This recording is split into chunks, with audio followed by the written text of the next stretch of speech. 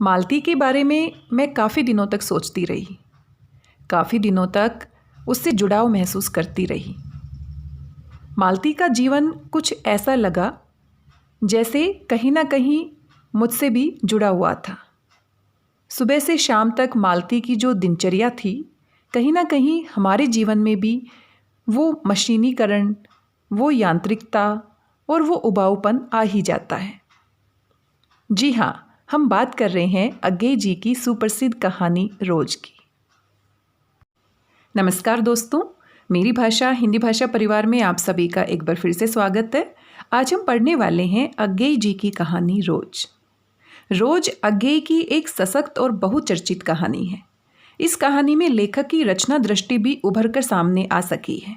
इस कहानी में द्वंद्व समूची रचना के विधान में संवेदन को विकसित करता है। समाज में सामंती मूल्यों की शिकार स्त्री की विवशता और पारिवारिक घुटन को अज्ञेय जी ने गहरी अंतर्दृष्टि और आत्मीयता के साथ चित्रित किया है और इसी के परिणाम स्वरूप वे रोज की मालती की पीड़ा को समझ पाए हैं और प्रभावशाली ढंग से उजागर कर पाए हैं।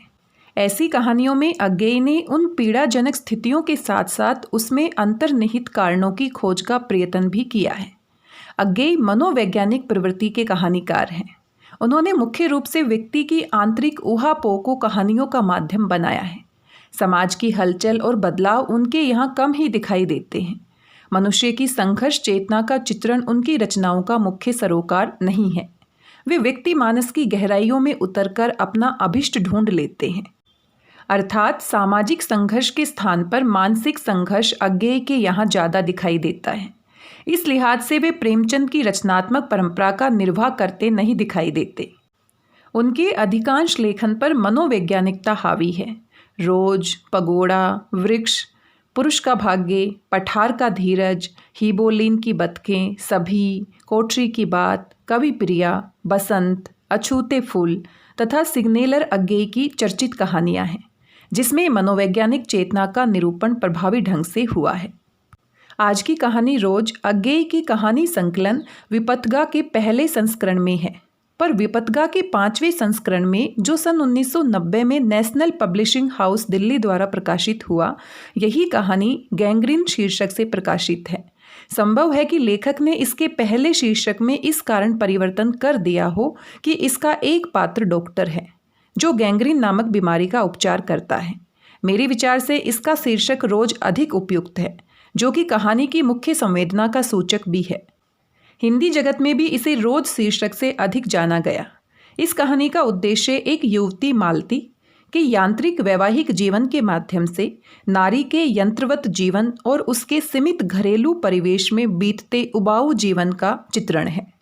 यह एक विवाहित नारी के अभावों में घुटते हुए पंगु बने व्यक्तित्व की त्रासदी की कहानी है। रोज एक ही ढर्रे पर चलती मालती की उबाहट भरी दिनचर्या कहानी के शीर्षक रोज से भी ध्वनित होती है। कहानी के उद्देश्य की ओर इसका शीर्षक भी संकेत करता है, इसलिए इस कहानी का रोज शीर्षक सर्वथा उपयुक्त शीर्षक है। कहानी के शीर्षक से कहानी की मुख्य संवेदना की ओर संकेत के साथ लेखक की सूझबूझ और उसके लेखनीय कौशल का भी पता चलता है।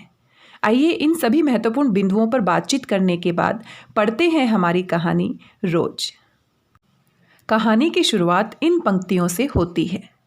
दोपहर में उस सोने आंगन में पैर रखते ही मुझे ऐसा जान पड़ा मानो उस पर किसी शाप की छाया मंडरा रही हो। उसके वातावरण में कुछ ऐसा अकथ्य, अस्पृश्य किंतु फिर भी बोझल और प्रकंप में और घना सा सन्नाटा फैल रहा था। मेरी आहट सुनते ही मालती बाहर निकली।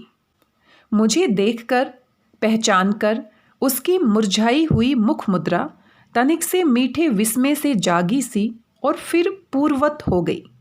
उसने कहा, आ जाओ, और बिना उत्तर की प्रतीक्षा किए भीतर की ओर चली। मैं भी उसके पीछे हो लिया। भीतर पहुंचकर मैंने पूछा, वे यहाँ नहीं हैं? अभी आए नहीं, दफ्तर में हैं, थोड़ी देर में आ जाएंगे। कोई 1:30-2 बजे आया करते हैं। कब के गए हुए हैं? सवेरे उठते ही चले जाते हैं। मैं कर पूछने को हुआ, और तुम इतनी देर क्या करती हो? पर फिर सोचा, आते ही एकाएक प्रश्न ठीक नहीं है। मैं कमरे के चारों ओर देखने लगा। मालती एक पंखा उठा लाई और मुझे हवा करने लगी। मैंने आपत्ति करते हुए कहा, नहीं, मुझे नहीं चाहिए, पर वह नहीं मानी। बोली, वाह, चाहिए कैसे नहीं, इतनी धूप में तो आए हो यहाँ तो। मैंने कहा, अच्छा लाओ, मुझे दे दो। वह शायद ना कहने वाली थी, पर तभी दूसरे कमरे से शिशु के रोने की आवाज़ सुनकर उसने चुपचाप पंखा मुझे दे दिया और घुटने पर अपना हाथ टेक कर एक थकी हुई करके उठी और भीतर चली गई। मैं उसके जाते हुए दुबले शरीर को देखकर सोचता रहा, यह क्या है, यह कैसी छाया सी इस घर में छाई हुई है। मालती मेरी दूर के रिश्ते की बहन है, किंतु उसे सखी कहना ही उचित है, क्योंकि हमारा परस्पर संबंध सखे का ही रहा है। हम बचपन से इकट्ठे खेले हैं, इकट्ठे लड़े और पिटे, और हमारी पढ़ाई भी बहुत सी इकट्ठे ही हुई थी, और हमारे व्यवहार में सदा सखे की स्वेच्छा और स्वच्छंदता रही है। वह कभी भ्रातृत्व के या बड़े छोटेपन के बंधनों में नहीं घिरा।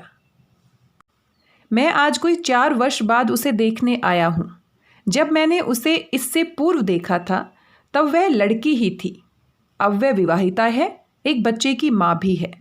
इससे कोई परिवर्तन उसमें आया होगा, और यदि आया होगा तो क्या, यह मैंने अभी तक सोचा नहीं था। किंतु अब उसकी पीठ की ओर देखता हुआ मैं सोच रहा था, ये कैसी छाया इस घर पर छाई हुई है, और विशेषतः मालती पर।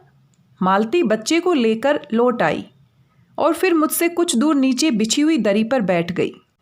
मैंने अपनी कुर्सी घुमाकर कुछ उसकी ओर उन्मुख होकर पूछा, इसका नाम क्या है? मालती ने बच्चे की ओर देखते हुए उत्तर दिया, नाम तो कोई निश्चित नहीं किया, वैसे टीटी कहते हैं। मैंने उसे बुलाया, टीटी, टीटी, आजा। पर वह अपनी बड़ी बड़ी आंखों से मेरी ओर देखता हुआ अपनी माँ से चिपट गया और रुआंसा सा होकर कहने लगा, मालती ने फिर उसकी ओर एक नज़र देखा और फिर बाहर आंगन की ओर देखने लगी। काफ़ी देर मौन रहा। थोड़ी देर तक तो वह मौन आकस्मिक ही था, जिसमें मैं प्रतीक्षा में था कि मालती कुछ पूछे। किंतु उसके बाद एकाएक मुझे ध्यान हुआ, मालती ने कोई बात नहीं की, ये भी नहीं पूछा कि मैं कैसा हूँ। चुप बैठी है। क्या विवाह के 2 वर्ष में ही वह बीते दिन भूल गई, या अब मुझे दूर इस विशेष अंतर पर रखना चाहती है, क्योंकि वह निर्बाध स्वच्छंदता अब तो नहीं हो सकती, पर फिर भी ऐसा मौन जैसा अजनबी से भी नहीं होना चाहिए। मैंने कुछ खिन्सा होकर दूसरी ओर देखते हुए कहा, जान पड़ता है तुम्हें मेरे आने से विशेष प्रसन्नता नहीं हुई। उसने एकाएक चौंक कर कहा, यह प्रश्नसूचक था, किंतु इसलिए नहीं कि मालती ने मेरी बात सुनी नहीं थी, केवल विस्मय के कारण। इसलिए मैंने अपनी बात दोहराई नहीं, चुप बैठा रहा। मालती कुछ बोली ही नहीं। तब थोड़ी देर बाद मैंने उसकी ओर देखा। वह एकटक मेरी ओर देख रही थी, किंतु मेरे उधर उन्मुख होते ही उसने आंखें नीची कर ली। फिर भी मैंने देखा, उन आंखों में कुछ विचित्र सा भाव था, मानो मालती के भीतर कहीं कुछ चेष्टा कर रहा हो, किसी बीती हुई बात को याद करने की, किसी बिखरे हुए वायुमंडल को पुनः जगाकर गतिमान करने की, किसी टूटे हुए व्यवहार तंतु को पुनर्जीवित करने की, और चेष्टा में सफल न हो रहा हो, वैसे जैसे बहुत देर से प्रयोग में न लाए हुए अंग को व्यक्ति एकाएक उठाने लगे और पाए कि वह उठता ही नहीं है, चिर विस्मृति में मानो मर गया है, उतने क्षीण बल से उठ नहीं सकता। मुझे ऐसा जान पड़ा मानो किसी जीवित प्राणी के गले में किसी मृत जंतु का तोंक डाल दिया गया हो। वह उसे उतार कर फेंकना चाहे पर उतार न पाए। तभी किसी ने किवाड़ खटखटाए। मैंने मालती की ओर देखा, पर वह हिली नहीं। जब किवाड़ दूसरी बार खटखटाए गए तब वह शिशु को अलग करके उठी और किवाड़ खोलने गई। वे यानी मालती के पति आए। मैंने उन्हें पहली बार देखा था, यद्यपि फोटो से उन्हें पहचानता था। परिचय हुआ। मालती खाना तैयार करने आंगन में चली गई और हम दोनों भीतर बैठकर बातचीत करने लगे, उनकी नौकरी के बारे में, उनके जीवन के बारे में, उस स्थान के बारे में और ऐसे अन्य विषयों के बारे में जो पहले परिचय पर उठा करते हैं, एक तरह का स्वरक्षात्मक कवच बनकर। मालती के पति का नाम महेश्वर, वह एक पहाड़ी गांव में सरकारी डिस्पेंसरी में डॉक्टर हैं। उसी हैसियत से इन क्वार्टरों में रहते हैं। प्रातःकाल 7 बजे डिस्पेंसरी चले जाते हैं और 1:30 या 2 बजे लौटते हैं। उसके बाद दोपहर भर छुट्टी रहती है। केवल शाम को 1-2 घंटे फिर चक्कर लगाने के लिए जाते हैं, डिस्पेंसरी के साथ के छोटे से अस्पताल में पड़े हुए रोगियों को देखने और अन्य जरूरी हिदायतें करने। उनका जीवन भी बिल्कुल एक निर्दिष्ट ढर्रे पर चलता है। नित्य वही काम, उसी प्रकार के मरीज, वही हिदायतें, वही नुस्खे, वही दवाइयाँ। वह स्वयं उकताए हुए हैं और इसलिए और साथ ही इस भयंकर गर्मी के कारण वह अपनी फुर्सत के समय में भी सुस्त ही रहते हैं। मालती हम दोनों के लिए खाना ले आई। मैंने पूछा, तुम नहीं खाओगी या खा चुकी? महेश्वर बोले कुछ हंसकर, वह पीछे खाया करती है। पति 2:30 बजे खाना खाने आते हैं, इसलिए पत्नी 3 बजे तक भूखी बैठी रहेगी। महेश्वर खाना आरंभ करते हुए मेरी ओर देखकर बोले, आपको तो खाने का मजा क्या ही आएगा, ऐसे बेवक्त खा रहे हैं। मैंने उत्तर दिया, वाह, देर से खाने पर तो और भी अच्छा लगता है। भूख बढ़ी हुई होती है और शायद मालती बहन को कष्ट होगा। मालती टोक कर बोली, मेरे लिए तो यह नई बात नहीं है, रोज ही ऐसा होता है। मालती बच्चे को गोद में लिए हुए थी। बच्चा रो रहा था पर उसकी ओर कोई भी ध्यान नहीं दे रहा था। मैंने कहा, यह रोता क्यों है? मालती बोली, हो ही गया है चिड़चिड़ा सा, हमेशा ही ऐसा रहता है। फिर बच्चे को डांट कर कहा, चुप कर, जिससे वह और भी रोने लगा। मालती ने भूमि पर बैठा दिया और बोली, अच्छा ले, रो ले, और रोटी लेने आंगन की ओर चली गई। जब हमने भोजन समाप्त किया तब 3 बजने वाले थे। महेश्वर ने बताया कि उन्हें आज जल्दी अस्पताल जाना है। वहाँ 1-2 चिंताजनक केस आए हुए हैं जिनका ऑपरेशन करना पड़ेगा। 2 की शायद टांग काटनी पड़े, गैंग्रीन हो गया है। थोड़ी देर में वह चले गए। मालती किवाड़ बंद कर आई और मेरे पास बैठने ही लगी थी कि मैंने कहा, अब खाना तो खा लो, मैं उतनी देर टीटी से खेलता हूँ। वह बोली, खा लूँगी, मेरे खाने की कौन बात है, किंतु चली गई। मैं टीटी को हाथ में लेकर झुलाने लगा, जिससे वह कुछ देर के लिए शांत हो गया। दूर, शायद अस्पताल में ही, 3 खड़के। एकाएक मैं चौंका। मैंने सुना मालती वहीं आंगन में बैठी अपने आप ही एक लंबी सी थकी हुई सांस के साथ कह रही है, 3 बज गए, मानो बड़ी तपस्या के बाद कोई कार्य संपन्न हो गया हो। थोड़ी ही देर में मालती फिर आ गई। मैंने पूछा, तुम्हारे लिए कुछ बचा भी था? सब कुछ तो? हाँ, बहुत था। भाजी तो सारी मैं ही खा गया था।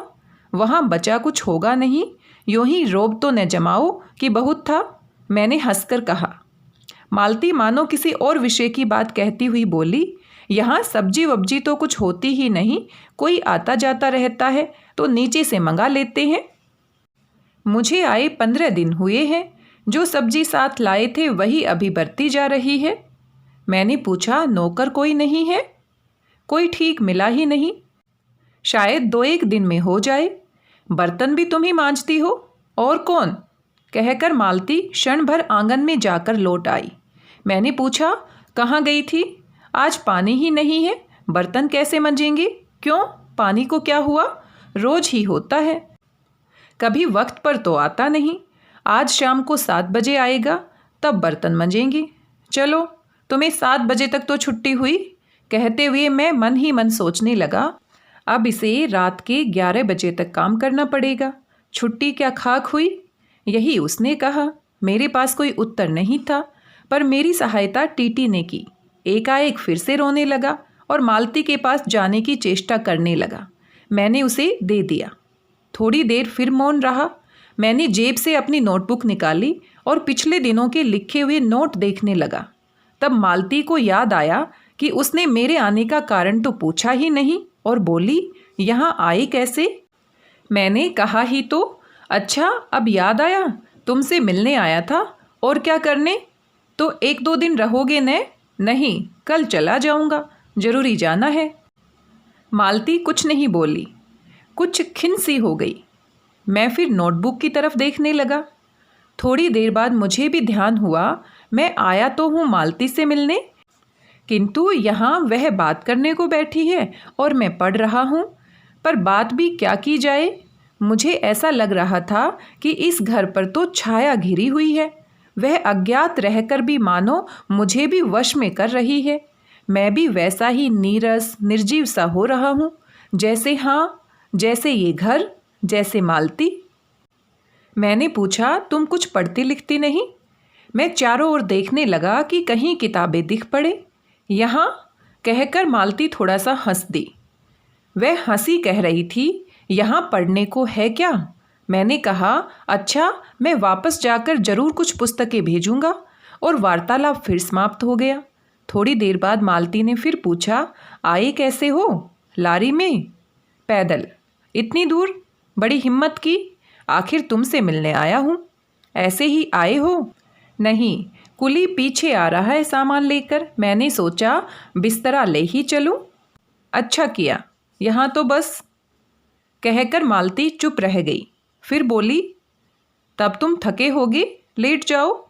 नहीं, बिल्कुल नहीं थका। रहने भी दो, थके नहीं, भला थके हैं। और तुम क्या कहोगी? मैं बर्तन मांज रखती हूँ, पानी आएगा तो धुल जाएंगे।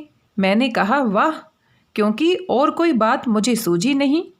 थोड़ी देर में मालती उठी और चली गई, टीटी को साथ लेकर। तब आंगन से आते हुए बर्तनों के घिसने की खनखन ध्वनि मिलकर एक विचित्र सा एक स्वर उत्पन्न करने लगी, जिसके कारण मेरे अंग धीरे धीरे ढीले पड़ने लगे। मैं ऊँघने लगा। एकाएक वह एक स्वर टूट गया, मौन हो गया। इससे मेरी तंद्रा भी टूटी। मैं उस मौन में सुनने लगा। 4 खड़क रहे थे और इसी का पहला घंटा सुनकर मालती रुक गई थी। वह 3 बजे वाली बात मैंने फिर देखी, अब की बार और उग्र रूप में।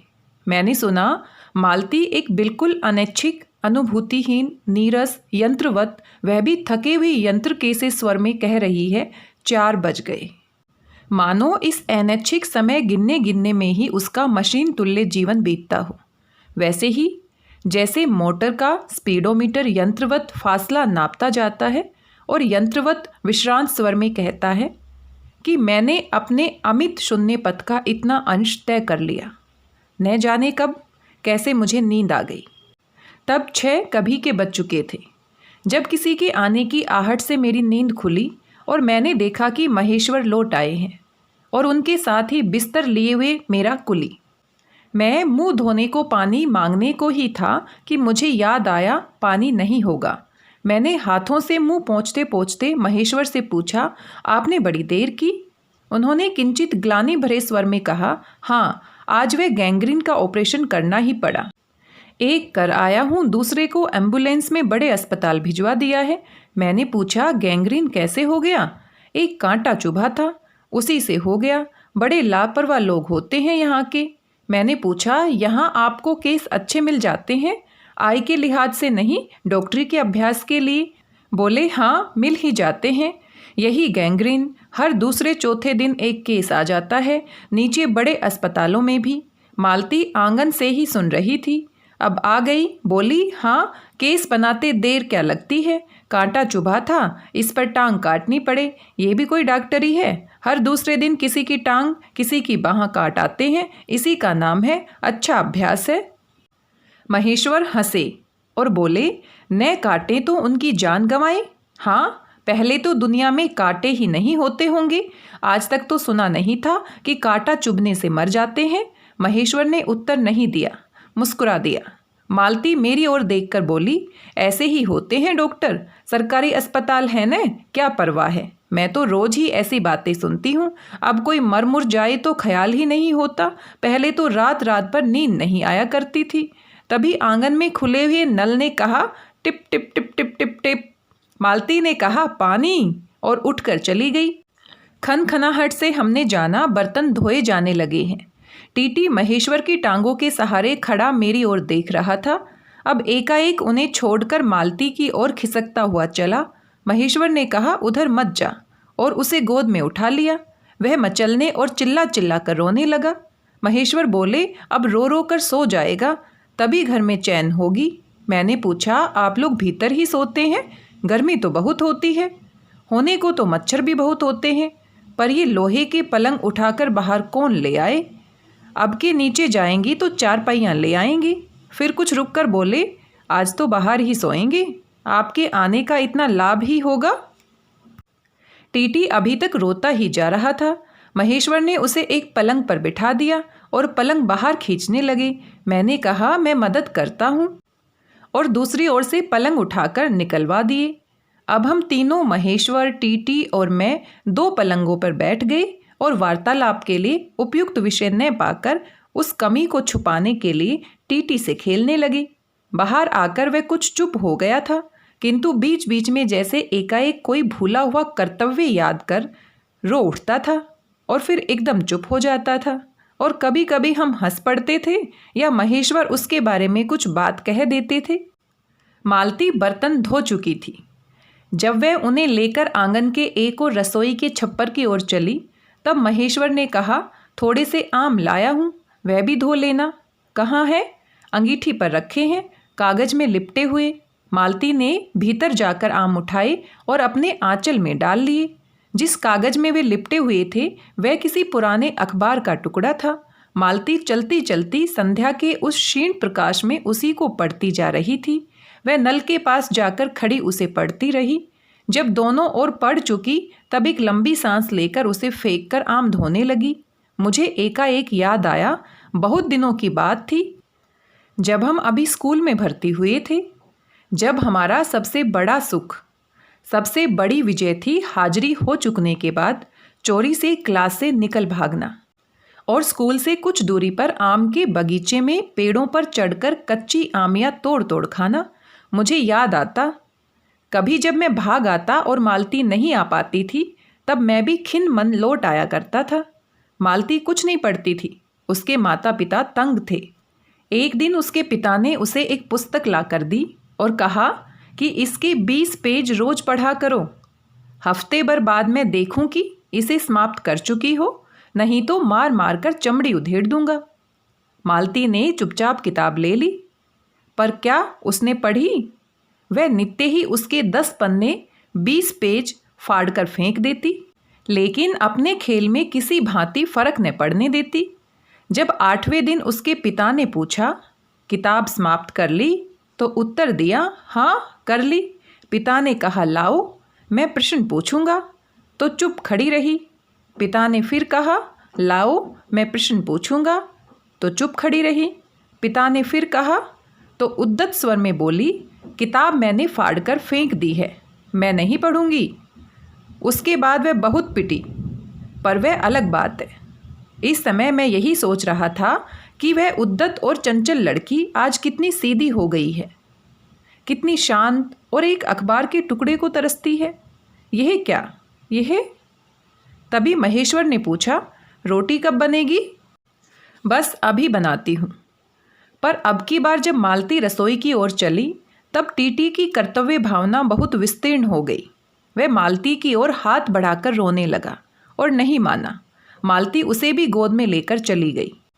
रसोई में बैठकर एक हाथ से उसे थपकाने और दूसरे से कई एक छोटे छोटे डिब्बे उठाकर अपने सामने रखने लगी, और हम दोनों चुपचाप रात्रि की और भोजन की और एक दूसरे से कुछ कहने की और न जाने किस किस न्यूनता की पूर्ति की प्रतीक्षा करने लगे।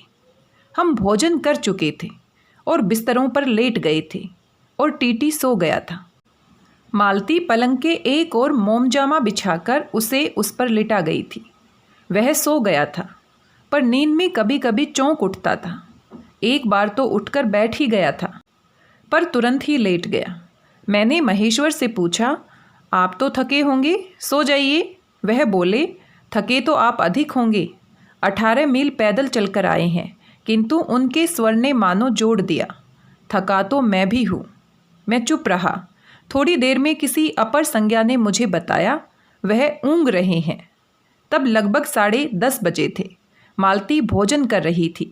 मैं थोड़ी देर मालती की ओर देखता रहा।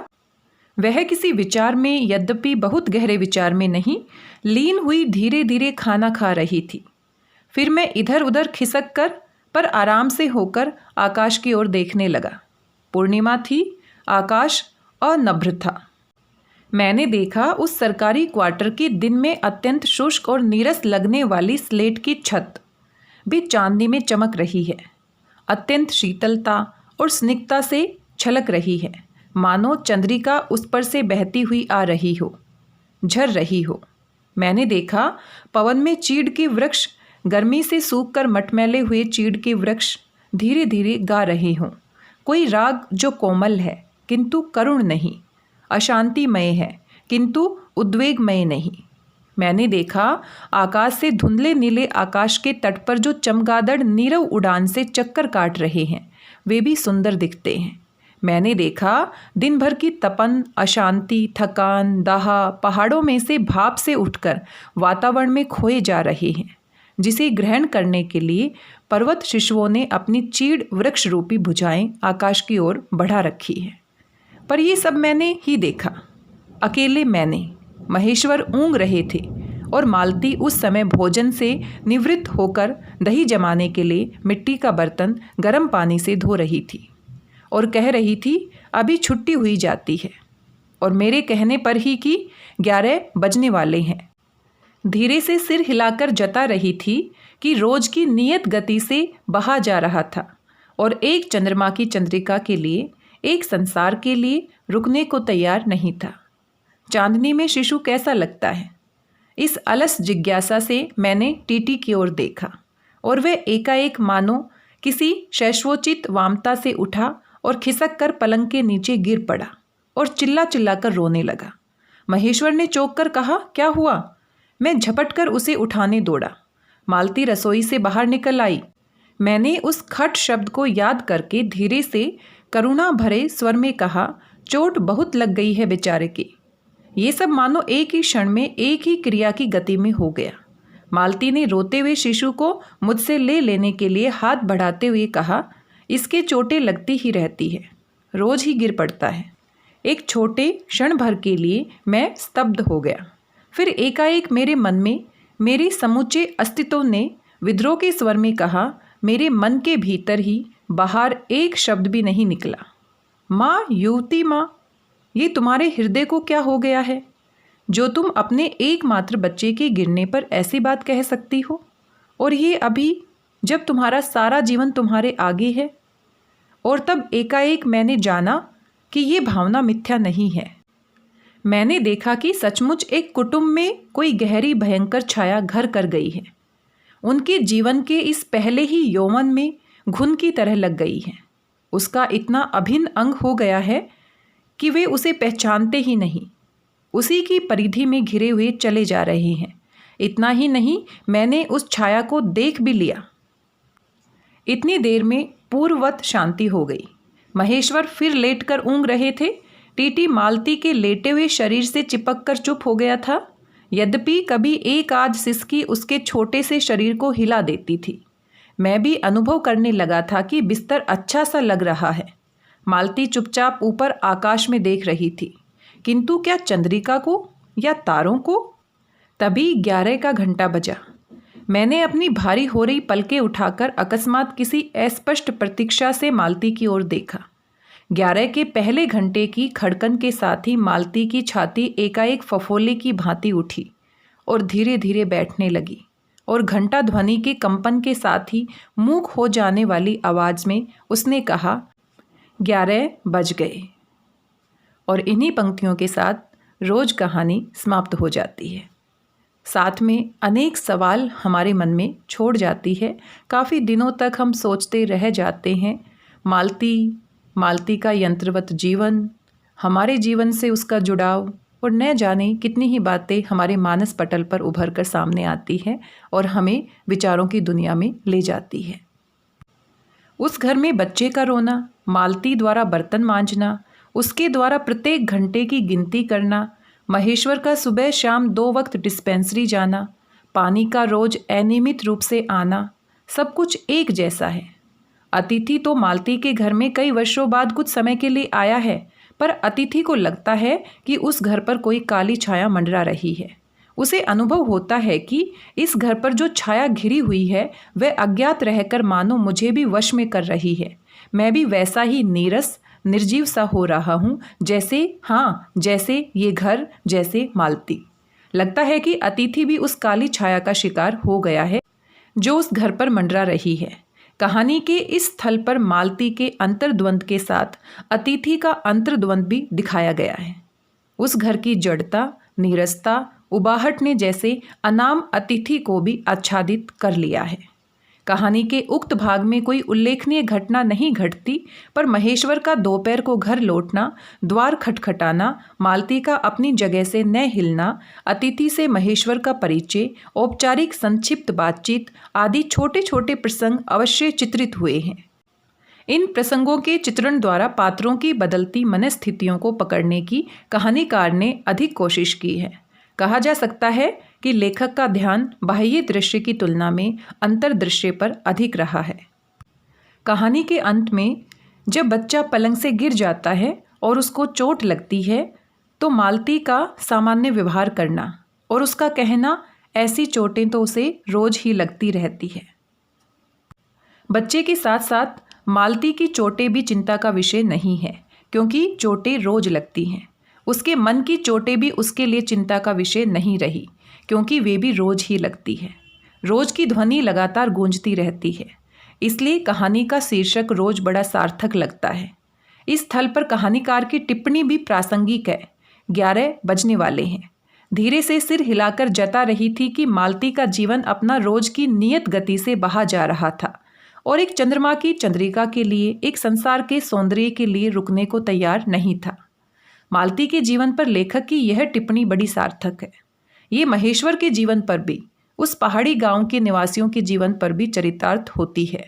पर कहानी की मुख्य संवेदना मालती के एकरस जीवन, उसकी सहनशीलता और उस समय के साथ समझौते से संबंधित है। कहानी का अंत 11 बजने की घंटा ध्वनि के साथ होता है, जबकि मालती मर्मभेदी आवाज में कहती है 11 बज गए। यहाँ मालती के सामान्य शब्दों में एक व्यंग्यात्मक करुणा है जो इन्हें जीवंत बना देती है। दोस्तों, ये थी आज की हमारी कहानी रोज। आपको कैसी लगी ज़रूर बताइएगा। साथ में आपके मन में कौन से विचार उठ रहे हैं इस कहानी को सुनने के बाद, इस कहानी की विषय वस्तु को जानने के बाद मेरे साथ ज़रूर साझा कीजिए। मिलते हैं किसी एक और नई कहानी के साथ, किसी नए वीडियो के साथ। तब तक स्वस्थ रहिए, व्यस्त रहिए, मस्त रहिए और पढ़ते रहिए, क्योंकि जितना हम पढ़ते हैं उतने ही नए नए विचार, उतनी ही हमारी सोच परिवर्तित होती है और हमें जीवन जीने के लिए प्रेरित करती है। धन्यवाद, बहुत बहुत धन्यवाद।